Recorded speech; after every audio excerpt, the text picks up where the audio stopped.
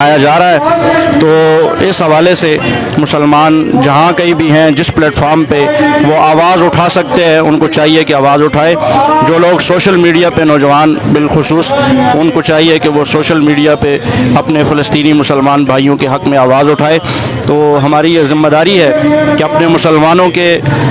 جہاں پر بھی ان پہ ظلم ہو، تو ہر مسلمان کی ذمہ داری ہے کہ مسلمان اپنے مسلمانوں کے ساتھ اٹھ کے کھڑا ہو اور کفار جو مسلمانوں پہ آئے روز ظلم کرتے ہیں اس کے خلاف بھرپور آواز اٹھائے۔ اللہ تعالیٰ مسلمان جہاں کہیں پہ بھی جہاں ان پہ ظلم ہو رہا ہے، اللہ تعالیٰ مسلمانوں کی حفاظت فرمائے، اور مسلمان نہتے مسلمانوں پر جو اسرائیل ظلم کر رہا ہے، UN اور اقوام متحدہ بالخصوص جو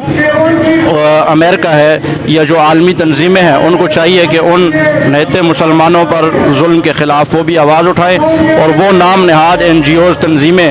جو آئے روز جو ہے وہ اس بات پہ شور شرابہ کرتی ہے، ان کو بھی چاہیے، ان کی بھی یہ ذمہ داری ہے کہ وہ بھی مسلمانوں کے ساتھ کھڑے ہوں، اس لیے کہ فلسطین میں ایک ناجائز قبضہ اسرائیل کی جانب سے، اور اس قبضے کے بعد آج جو ہے ان کو مارا جا رہا ہے۔ آج 11 دن ہو گئے ہیں یہ جو ظلم ہو رہا ہے، یہ مسلمانوں کی ذمہ داری ہے۔ اقوام متحدہ یا اس قسم کے ادارے جو ہیں وہ مسلمانوں کے لیے نہیں ہیں، وہ امریکہ یا ان کے غلام ملکوں کے لیے۔ مسلمانوں کو آپس میں متحد ہو کر اتفاق کے ساتھ اپنی ایک الگ ترتیب بنانی چاہیے، ایک الگ اپنی جو ہے کونسل بنانی چاہیے کہ مسلمانوں پہ جب ظلم ہو تو ہر ملک کا مسلمان وہ ان کے ساتھ ہاتھوں میں ہاتھ ملا کے کھڑا ہو اور کفر کے خلاف سیسا پلائی ہوئی دیوار بنے۔ السلام علیکم۔